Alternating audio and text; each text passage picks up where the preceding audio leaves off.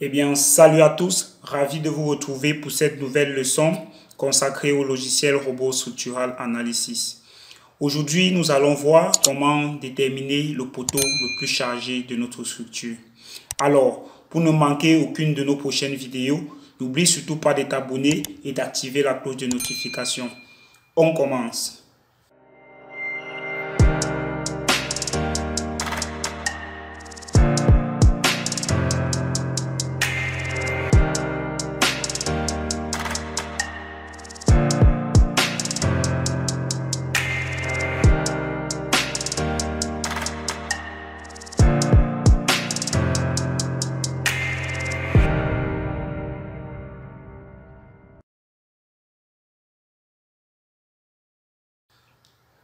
Vous vous êtes sûrement demandé lors de vos calculs de structure comment déterminer le poteau le plus sollicité. Bien, pour répondre à cette question, nous allons vous expliquer en détail comment procéder dans cette vidéo. Tout d'abord, vous devez lancer le calcul, l'analyse statique de votre structure. Bien, une fois l'analyse statique de votre structure effectuée, vous devrez d'abord aller dans Résultats, cartographie des barres. Dans la cartographie des barres ici, vous allez afficher les composantes des efforts Fx. C'est quoi les composantes des efforts Fx? Les composantes des efforts Fx ici vont vous permettre de déterminer à travers une cartographie quelles sont les barres qui subissent les plus grands efforts de compression ou de traction. Cela va se matérialiser par un diagramme de couleur, à travers une échelle de couleurs qu'on va apercevoir là.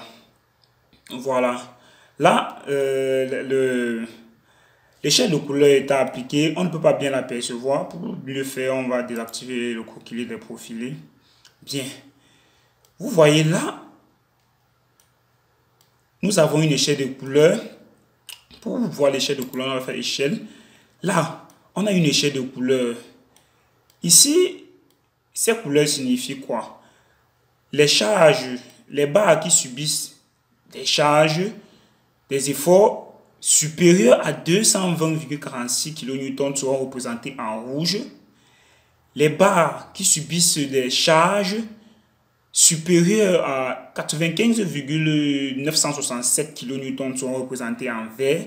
Et les barres qui subissent des charges inférieures à 95,967 kN seront représentées en jaune. Et là, la cartographie est plutôt très bien représentée puisque nous constatons que la majorité des barres qui ont des plus grands efforts se trouvent soit au niveau des fondations ou au niveau du rez-de-chaussée, ce qui est déjà très bien. Mais ceci ne nous donne pas réellement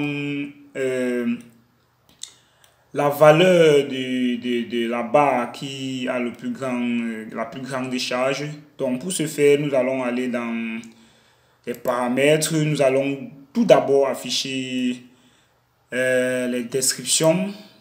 Nous allons afficher les descriptions. Nous allons appliquer. Voilà. Nous allons appliquer.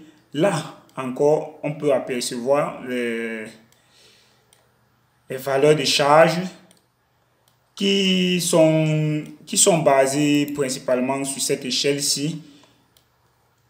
Maintenant, le problème qui se pose ici, c'est quoi? Dans un projet plus complexe où il y a plusieurs barres, dans notre structure, nous n'aurons pas forcément le temps de vérifier quelles sont les barres de vérifier toutes les charges affichées ici. Donc, il sera très important de passer à une autre méthode que je trouve plus pratique pour déterminer le poteau le plus chargé de la structure. Et je tiens également à préciser ici que l'affichage de cette cartographie dépend énormément des combinaisons de charges choisies. Donc, vous allez voir, si je passe à une autre combinaison, par exemple à l'LS, combinaison 2, ça c'est une combinaison manuelle que j'ai effectuée. Puis je normalise.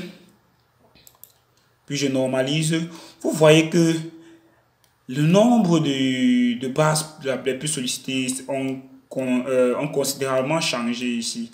Donc, il est très important de toujours vérifier la combinaison ici, là, qui produit le plus grand effort pour pouvoir appliquer cette cartographie-là. Voilà. Donc, présentement, passons à la deuxième méthode de détermination de la barre la plus chargée. Pour le faire, nous allons faire un résultat effort. Bien, c'est quoi ce tableau? Le tableau résultat effort nous donne tout simplement les différentes combinaisons de charges et les différentes barres qui sont soumises aux efforts aux différents efforts dans la structure. Pour déterminer la barre la plus chargée, nous allons simplement venir sur extrêmes globaux. Dans extrêmes globaux, qu'est-ce qu'on aperçoit? On aperçoit que la barre la plus chargée de notre structure, c'est la barre numéro 16. C'est la barre numéro 16 qui subit un effort de compression Fx de 344,96 kN. 344,96 kN. Et la barre qui subit un effort de traction, ici, c'est la barre numéro 93. Eh bien, je tiens également à préciser que là, nous avons la barre numéro 16, qui est la barre la plus sollicitée de notre structure. On aperçoit également ici le cas de charge qui produit cet effort maximum-là. Donc, avec ce cas de charge, qui est le cas numéro 4, cas numéro 4 est bel et bien la combinaison 1 ici. Le cas numéro 4 qui est la combinaison 1. Nous pouvons vérifier si ce cas de charge est bel et bien le cas de chargement à l'élu. Donc, on va aller sur chargement, combinaison manuelle. Voilà.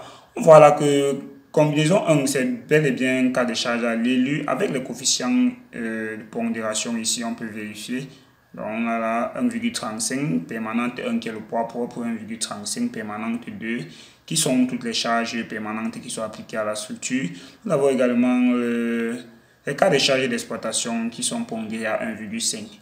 Donc là, on voit bel et bien que c'est la combinaison 4 qui produit l'effort maximum dans la structure.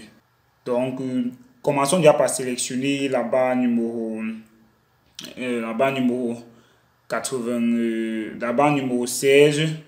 La barre numéro 16, donc on va venir sur vue.